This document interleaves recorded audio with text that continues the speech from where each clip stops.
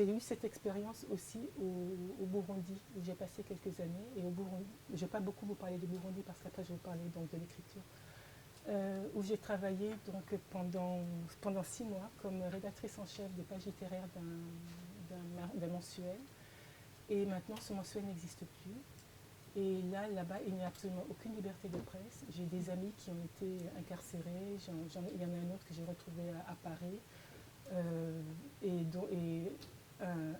cet ami qui est de Paris donc a travaillé très longtemps dans la clandestinité. Sa tête était mise à prix. Et quand on était à Kigali, j'ai rencontré sa femme qui était terrorisée en disant ce dont j'ai peur, c'est qu'un jour donc, on voit aux informations la tête de mon mari sur un pieu et que mes enfants découvrent leur père ainsi. Donc ça c'est aussi la presse au Burundi. Et ça s'est beaucoup plus durci depuis, bon c'était déjà assez dur, et ça s'est durci donc depuis 2015, puisqu'il devait y avoir, normalement le président Nkurunziza aurait dû céder la place, et il a voulu se maintenir à la présidence, comme ça se passe très souvent en Afrique. Et donc, il y a eu de l'opposition, s'est naturellement manifestée.